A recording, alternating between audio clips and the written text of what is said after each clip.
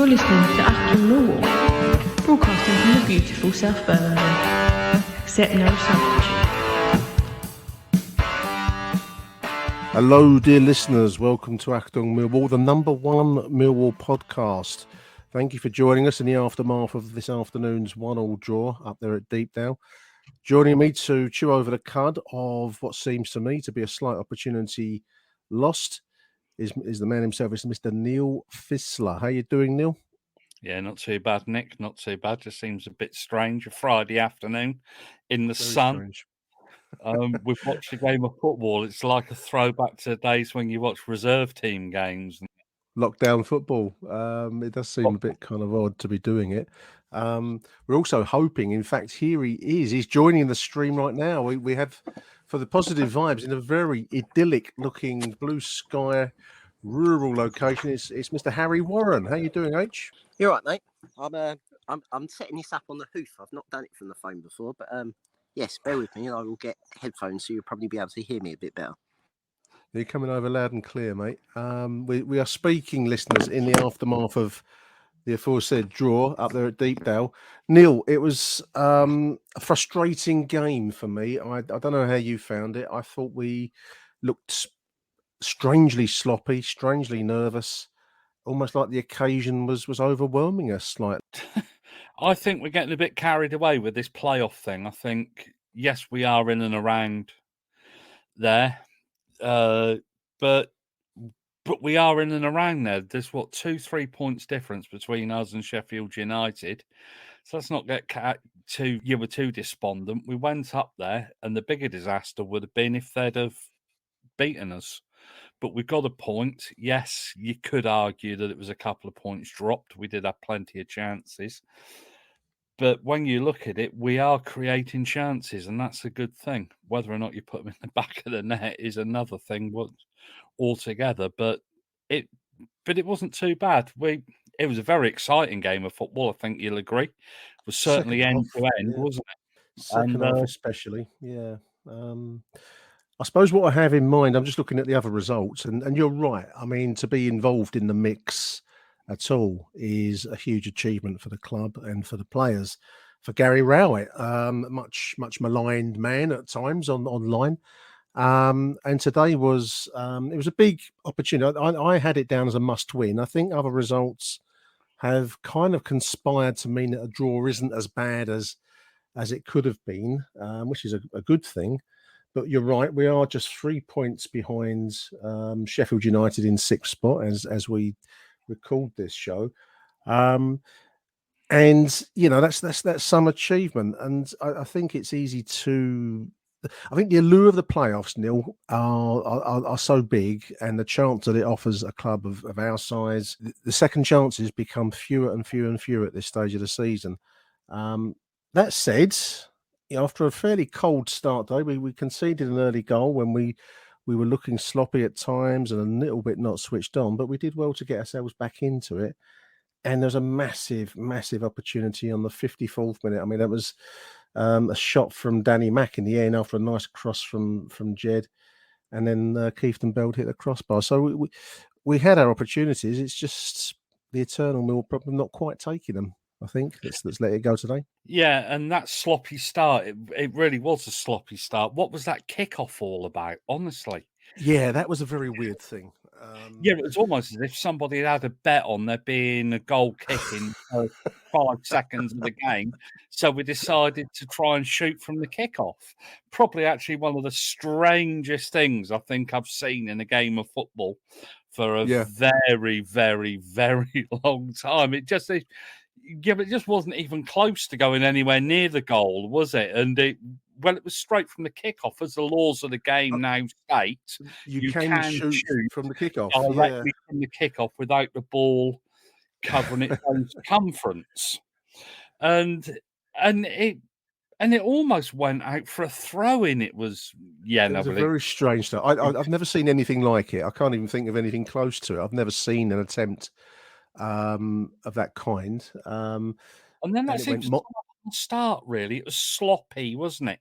Their goal was sloppy. It was an error in midfield. I mean, I think that was the story of the game, really. I mean, we worked some good opportunities, probably not as many good opportunities as we would have wanted. But the opening goal for they call them Portsmouth listeners, Preston North End. I don't know where Portsmouth came in from into my head. Was after a bit of an error in midfield. I mean, some of the passes were going astray, allowing them to break. And I thought that Preston actually looked quite a sharply moving side, and they looked dangerous. And obviously the goal, which was an own goal, but it was unfortunate really on Murray Wallace, because actually the Preston forward was lurking at the far post, and he would have scored it if Murray hadn't have touched it. So it went in the same way, one way or the other. But but I think they'd won their previous 4 home games, and so they were always going to come out and go at us to start off with. But it was just, as I've said, it was just sloppy. You can't fault Murray Wallace at all, because, as you quite rightly say, the forward would probably have scored at the far post if Murray hadn't have tried to have blocked the ball, and it was the only thing he could do. He could only try and block the ball, and but those things. It would have been the easiest of chances if Murray had let it go past him, and you can't hold it against a player that is, for me, a shoo-in for Player of the Season. But we'll see how that vote works out, listeners. But there he was in the mix again, Neil, on 21, when a really nice cross actually from my man of the match today. I mean, Jed Wallace, so much depends on Jed Wallace. He's our one creative outlet, and it was his cross from the right side, if memory serves, which was a bullet header by Murray Wallace to get us back into a game that was looking a little bit like it was gently floating away from us, in akin to a life belt in a sea or something, just floating off in the distance. That was a great goal on 21, Neil. Yeah, but I think you're right. I think it did look like as if the game was going to drift, and it was a magnificent header. I think Preston commentators were saying that it's one of the best headers they've seen for quite a long time, and that their goalkeeper's the best goalkeeper in the league. No, he's not the best goalkeeper in the league, but the other end of the pitch. Yeah. You one-eyed Cyclops Northern bankers. I was fortunate to listen to Carl and Max. I didn't have that endure the Preston side.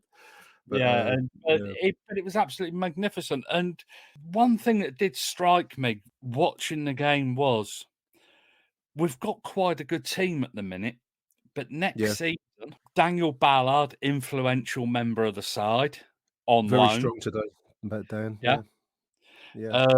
Jed Wallace out of contract. Yeah. Let's be honest, he's quite likely not to be around next season. Yeah. But can he get a better club than us? Can he play at a higher level than us? Or is this as good as he can get? I'm definitely in the camp of, I think we're probably his level. Some horses for courses, isn't it, with some players? And he's a brilliant player for us. Played in a free role, doesn't he? Kind of roams where he wants to go, and it's quite effective for him. Will he have that freedom elsewhere? Will he be relegated to being a small fish in a bigger pond? I know there's talks of him going, or there was talk of him going to Turkey, wasn't there? Fenerbahce or somebody, but would he get lost in that kind of standard of football? I think he's probably a very good championship player. Could probably play at the lower end of the Premier League, maybe for one of your Watfords or your Burnley. Yeah, a Burnley perhaps a bit, but as a bit part player, Neil. I don't think he'll be the star of the show as he is at Millwall. I think you're right. I mean, Jed is, I suppose it's the eternal question: did you want to be a big fish in a small pond or a small fish in a big pond? I think that he's indulged a little bit of Millwall in a way he mightn't be at a higher standard. I mean, even let's go back to the kickoff. I mean, it was a very bizarre choice of move, but he'll be forgiven that at the Den because he's Jed Wallace, and he'll produce the cross that it was always throughout the whole game. He was our outlet. He's our one creative outlet, which is something I just want to come back to. Actually, I'm rambling here, listeners, because we're recording this straight after the end of the game, and it's always a bit. It always feels a bit kind of difficult in the immediate aftermath. But there's a lot of comment online about no Tyler Bury on the bench. We did have Shea Ojo, who didn't feature this afternoon, but no Tyler Bury. And one thing I thought we did lack across the whole game, for me, was just an ability to unpick at times, not a packed defence, but they were a difficult side, Preston. And we just seem to lack a little bit of imagination at times, Neil. And Gary Rowett's going to make those calls, but to have George Evans and Ryan Leonard on the bench, maybe we could have afforded a little bit of more flair in a must-win situation. I take your pick, listeners. I don't know. I think that comes down to personal taste on Gary Rowett, Neil. One thing I will say on Jed Wallace before we move on from Jed Wallace, and I answer your other point, I think he'll be back in Millwall within a year. I think wherever he goes, I think it will be one of those situations where it would be like Scott Malone and various other players that we've had over the last few years that have gone away and then come back again. I think it will be one of those types of scenarios. You're actually 100% right. We didn't have... Preston were there for the taking, but then again, I think if we'd have gone too gung-ho, I think they'd have probably gone down the other end. Well, they looked dangerous whenever they had the ball. You know, I thought they looked dangerous coming at us. Game. It was one of those hearts in mouth times. Yeah. Whenever they got in the penalty area, you thought to yourself, "Oh God, here we go!" And they looked genuinely dangerous. And but I thought it was a decent point.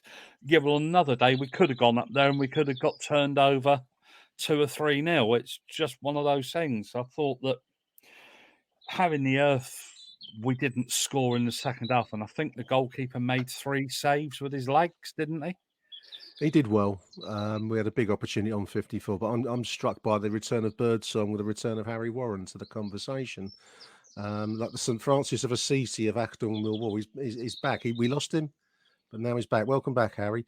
That's an interesting point that Neil's just made, actually. I wanted to ask you, if, as seems likely, that Jed moves on at the end of the season, that point about many's the player that where the Den is their stage, and I do partially kind of know where Neil's going with that idea that he might be back quite quickly after a season wherever he goes to earn his money, and I don't begrudge him that at all. What do you think? Do you think he's the kind of player that will make it in the lower Premier League? Is he at that level for you, H? Whether or not he's in the lower Premier League, I don't really think it's the question. I think, is he a step above us? I think he's a step above us. So is he a top level Championship player? Is he a Forest? Is he is he one of those clubs that yo-yo between the 2 divisions? And there's been players that have excelled at those type of clubs. Yeah.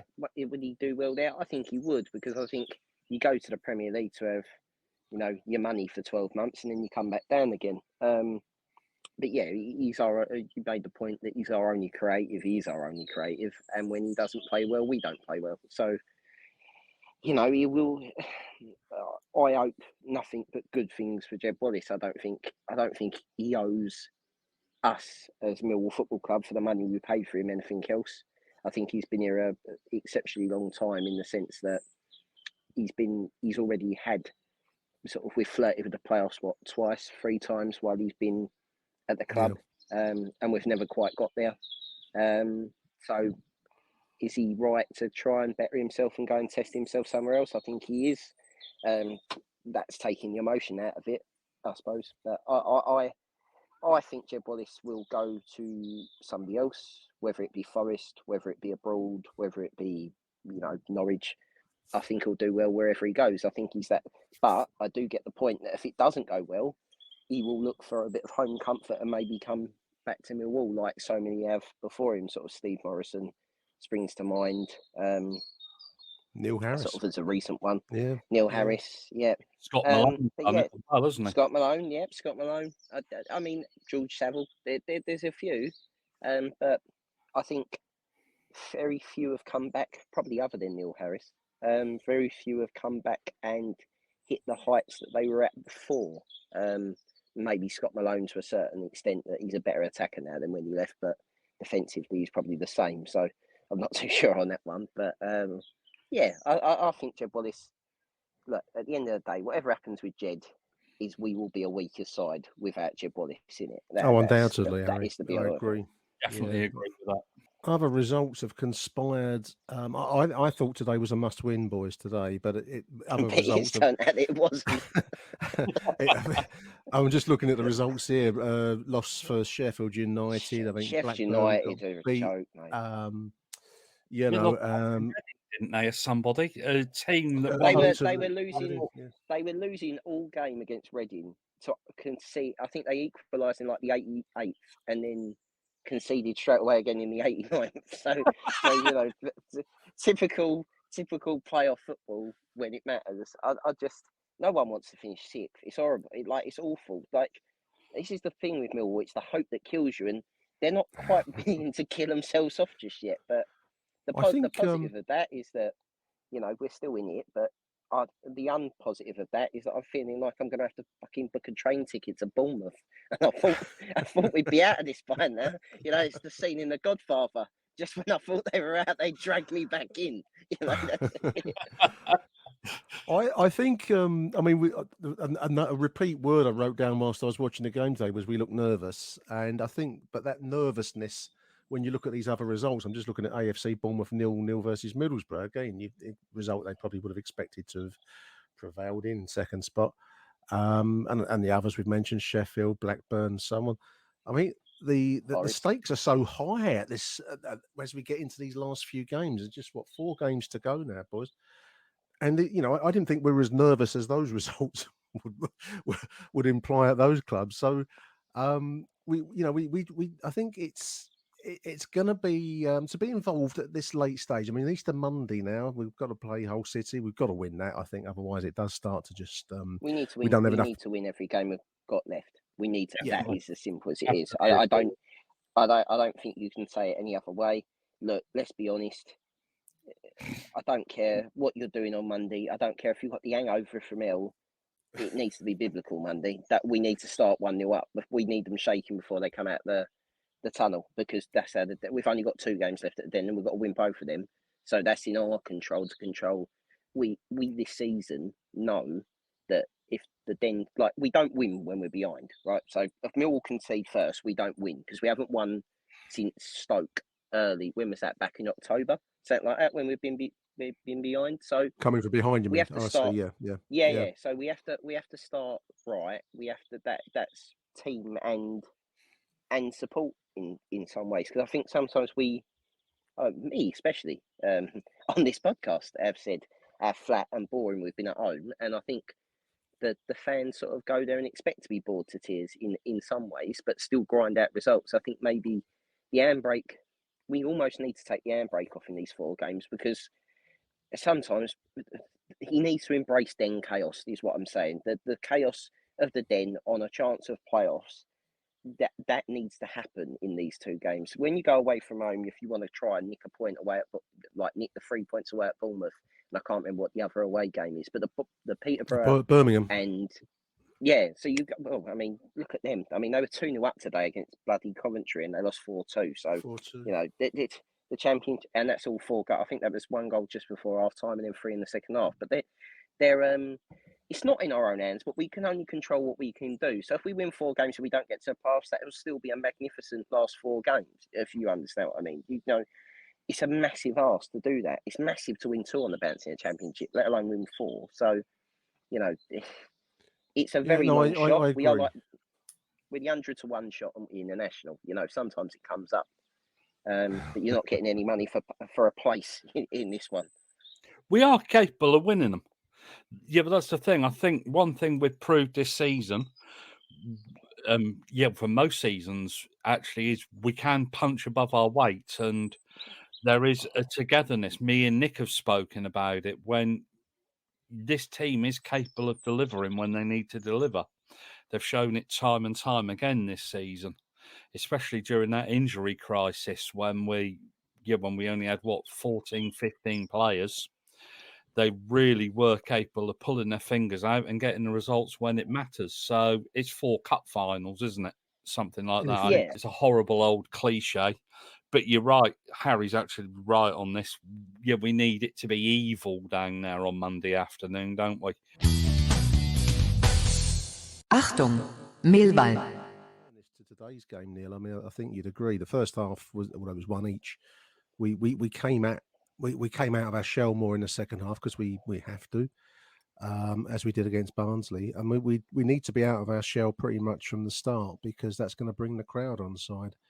And I think you're right, Harry. That's the we call it the not so secret weapon at Millwall, because if it's flat, then, and it was a bit flat today, but then it is Preston away.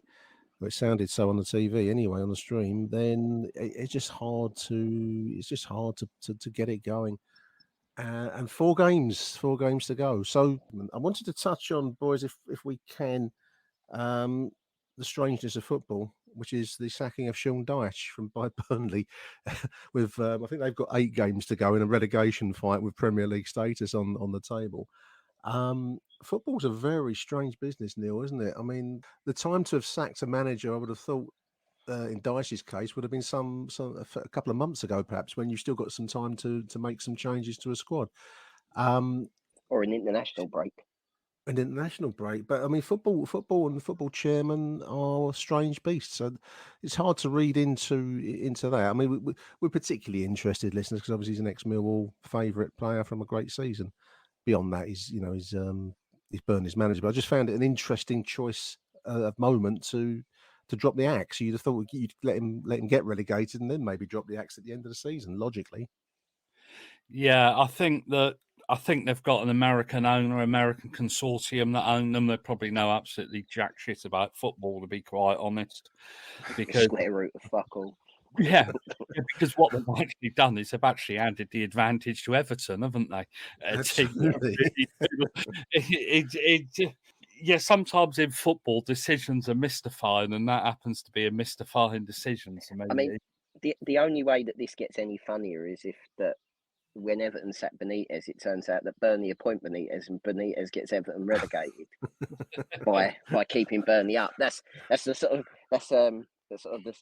that will be the film script, wouldn't it? If we could, yeah, it would be. The funny thing is, they're thinking of getting Sam Allardyce in until the end of the season. That's doubling down on 4-4-2, isn't it? That's going. I am going to play 4-4-2, whether or not we stay up or not, basically. Or maybe Holloway, maybe get him in. Something to do with motivations. One thing this does reinforce is how lucky we are to have John Berylson, who is an absent owner most of the time. Let's face it, he does live on the other side of the Atlantic. Yeah, but stability, Neil, isn't it? I mean, do silly things like that. You just couldn't imagine John Berylson if we're at the bottom of or towards the bottom of the table at this point of the season. 4 games left. You were saying to Gary Rowett, okay, you can go now. 3 or 4 games to go when you've still got half a chance of staying up. It just it's just unbelievable. It's going to be an interesting period ahead. I mean, just on that point, I mean, we have nothing to base this on, listeners, but we have the end of the season coming. I'm presuming that Gary Rowett will want to stay into next season because I'm presuming that he sees this as a project that he's moulding in some way. But there's quite a number of players to be cleared out at the end of this campaign, wherever we finish in the table.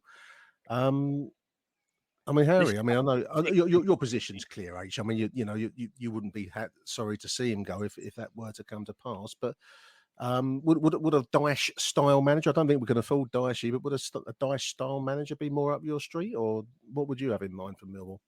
I just think the managerial merry-go-round at the moment will throw up a more comfortable fit, and that's my opinion.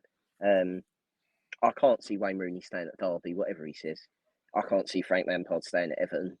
I do think Gary Rowett wants to be Derby County manager at some point. I do think that is a natural move. He is more of a northern-based man.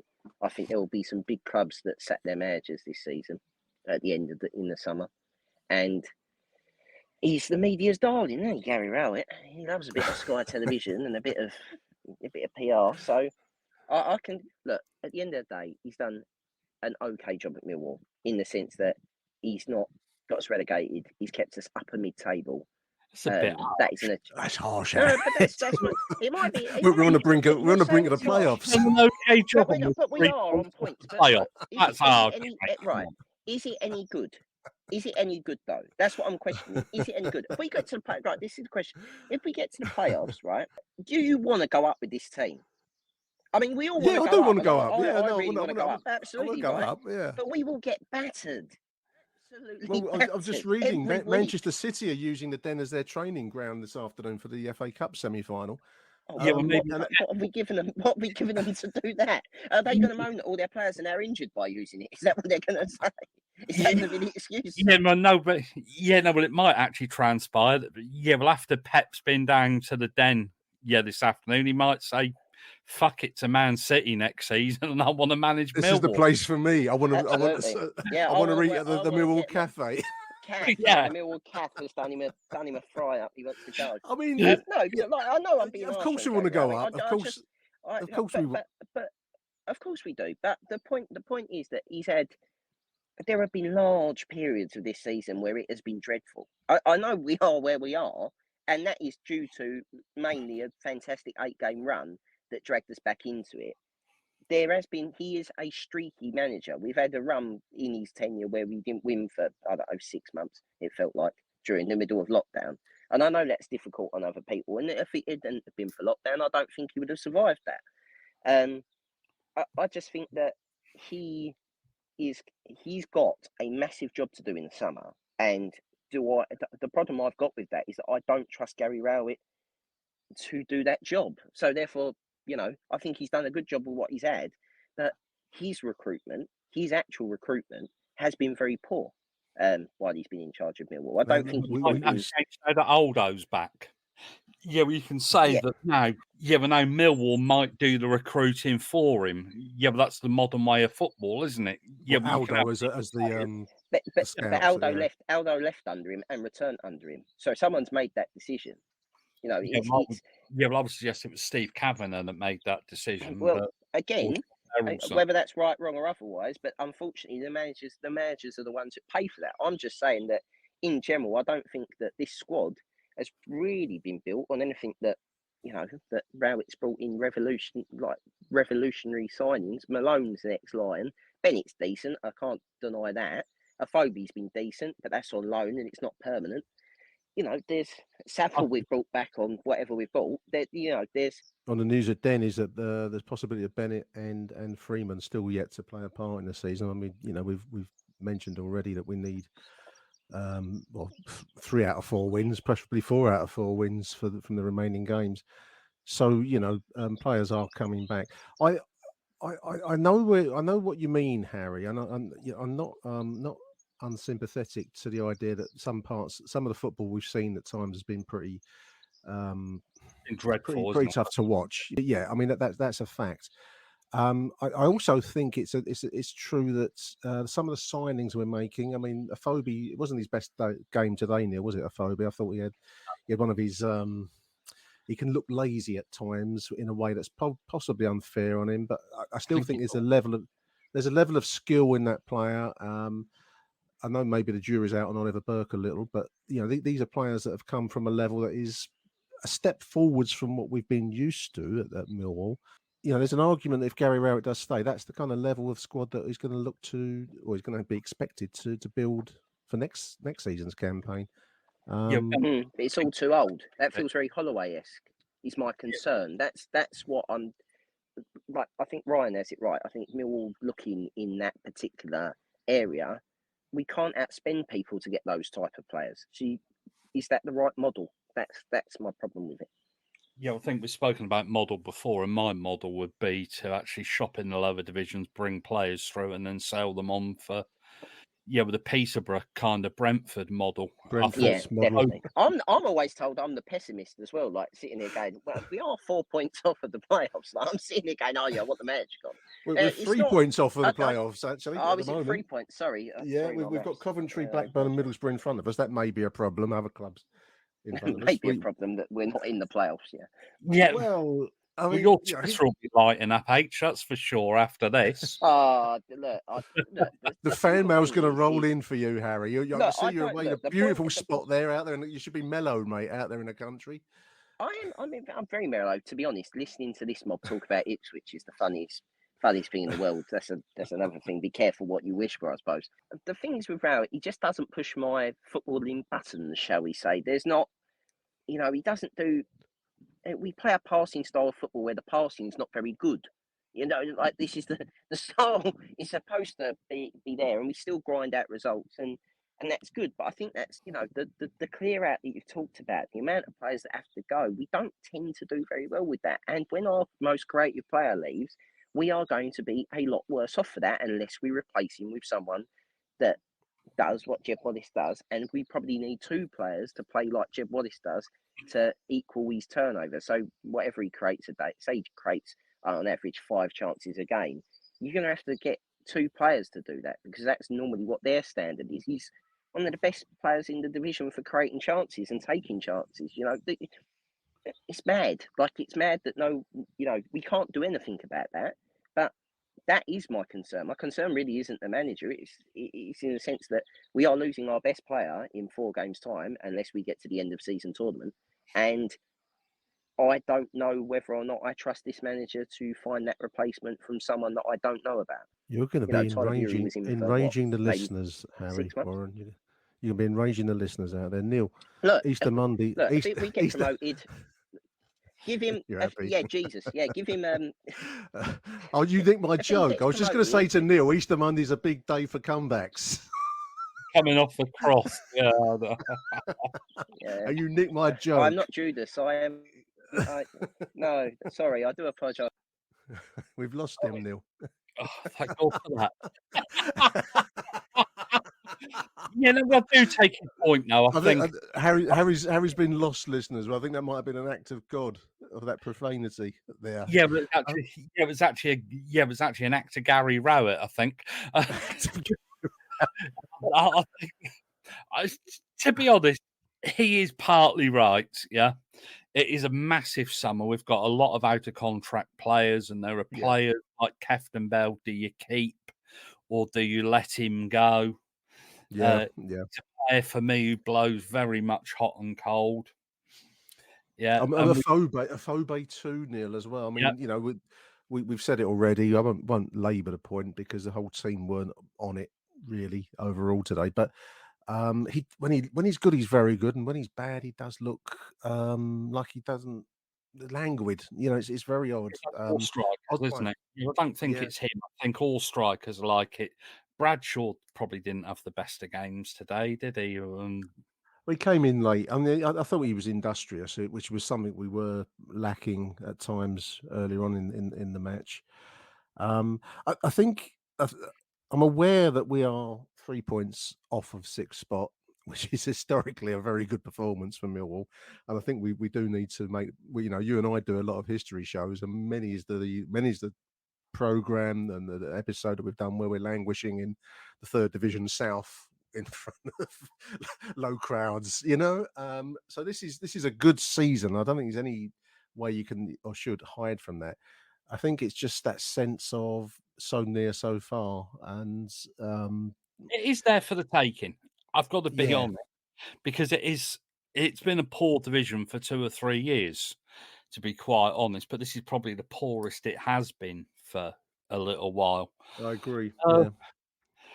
Yeah, maybe I'm just mellowing a little bit, and I just think it's been a fairly decent season. To be challenging at this point of the season, it's good. If we don't make it, so be it. As long as we give it our best shot, and I can't get upset about it. I don't know why, but it's just one. I think that's age and that's mellowing, and I think we need a certain perspective on the football generally. I mean, when you look at the sums of money involved in the game, um, Yeah, we and can't. We know we can't compete. We are punching above our weight. The ideal, yeah, I know we're talking about models and things like that, but the model that Luton, yeah, you look at Luton Town, they're a team probably the same size as us, same yeah, kind of yeah, crowd as agree, us, yeah, yeah. probably not much bigger, not much worse off. Uh, but they get their recruitment right. And I do feel that if we get our recruitment right, we can, yeah, we can be in this position permanently. It's not difficult to do, but you've got to get your recruitment right, and you've got to get the best out of the players. And I'll come back to what I said many months ago. Will we get a better manager than Gary Rowett? I don't think so. I think it's a valid question. I mean, to follow football is, is a bipolar experience. You're either in the depths of despair or you're in the euphoria of post-match victory. I think you have to take a step back. I accept Harry's point about some of the football that's been played at times. There have been factors in there. We've watched it. Anyone that's watched some of the away games where it's been tedious. I mean, I'm thinking Peterborough went up there, Blackpool got beat 1-0 up there. So there's been moments that haven't been so good. But here we are equally. You're judged on the bottom line, Neil, aren't you? And here we are, not far short of the bottom line, just a few points short of possibly a shot at the big time if we can get our stuff together and actually get across the line. A lot of teams flopping and flapping around at the moment. Big chance on Monday. Give me a score prediction, Neil, for Easter Monday, mate. What do you think? Millville Hull. Mate, do you know what? After that 4-1 last weekend, I Yeah. think as you and Harry have said, and we've said on this program, we need to get the crowd into play very early. We need we almost need them to be booing and holler and screaming half an hour before kickoff, really, don't we? We Yeah, well, do. maybe everybody should take the knee, and that would have the desired effect to get the crowd involved, wouldn't it? Yeah. Yeah, no, you know what I mean. We need a We need a spark of some sort. yeah, we need a proper evil Millwall atmosphere. And even if it's somebody steams into one of their players in the pre-match warm-up, we need we to need get something to happen. or a first-minute challenge or something. We need something, and we need the Den to be at its most evil, don't we? Peak, Rick? a peak. You going for a win on Monday? You choosing a Yeah, win? yeah. No, I think it'll be another tight game. Hopefully, we haven't picked up any injuries today. And Didn't see any. Didn't see any. I think Malone took a bit of a crunch, didn't he, at one point in the second half? I think it was. yeah, I think But he broke. he continued. So all well and good. We've lost Harry completely, listeners. His link's died. He's somewhere out in the rural part of Gary Rowett won't allow him back on. Really. Suffolk or Norfolk. I'm going to go for 2-1. My gut is telling. I think it's going to be a close run thing on Monday. I think we'll do it 1-0 for me. Achtung, Millwall. Huge thank you to Neil and to Harry for taking time out of their Good Friday evenings to join us on the show. Thought I'd go for a few of the post-match comments from the internet, from Twitter to be specific. Steve Evans says, feels like today was the chance. Looking at the other results, he feels that we won't get all of the other teams around us dropping points simultaneously again between now and the end of the season. We're still in the mix, says Steve, but 3 points now is even more of a must on Monday than it was before. Graham Payne, Lion Wall, says the 54th minute was definitely our moment. Thought Danny Mack had the best opportunity of the three in swift succession, listeners, on the 54th minute. Why was Tyler Bury not on the bench, asked Graham. It's a very good question.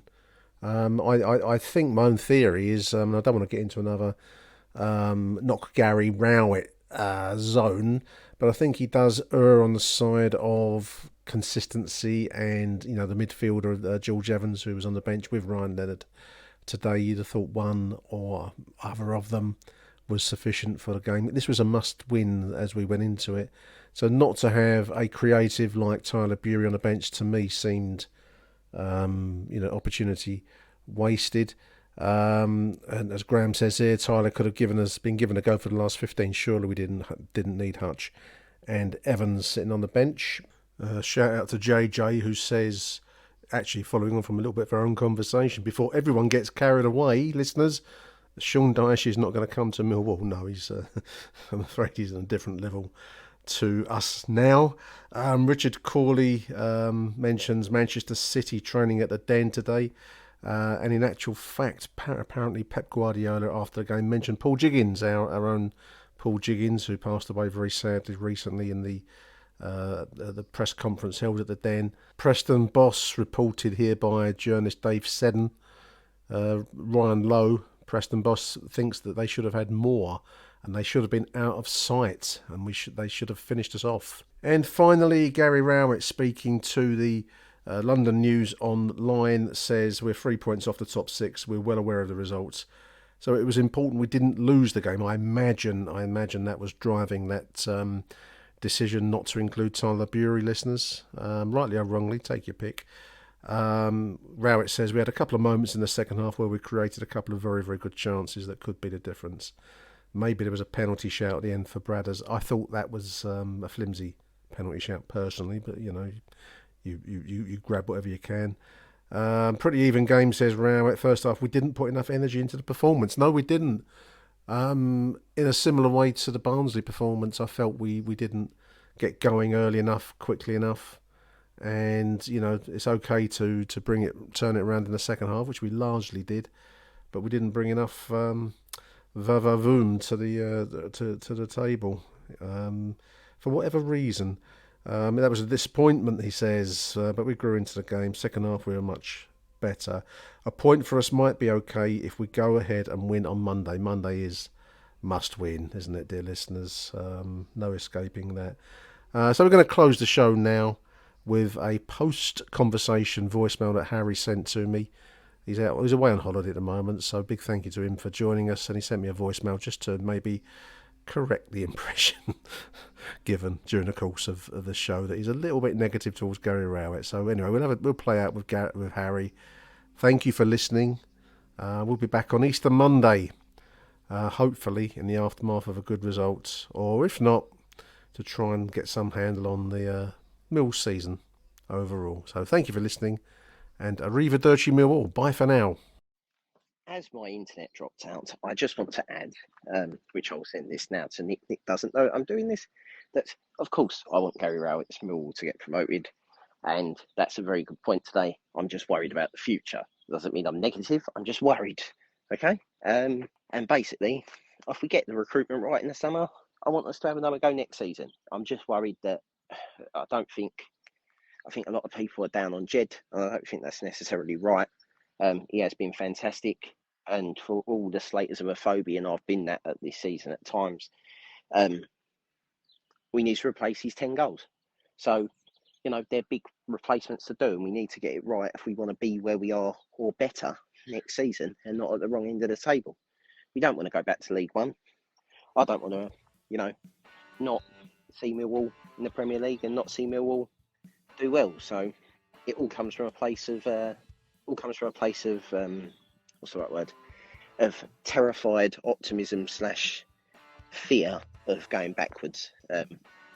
So yeah, up the lines. Hopefully on Monday we're fantastic and we cut the gap to no points. But yeah, viva Millwall, viva the Achtung, viva the Easter Monday joke. Sorry, Nick. Thank you for listening to Achtung Millwall. If you enjoyed the show, please head over to Apple Podcasts and leave us a cheeky little review. Arrivederci Millwall. Till next time. Who do you want to watch?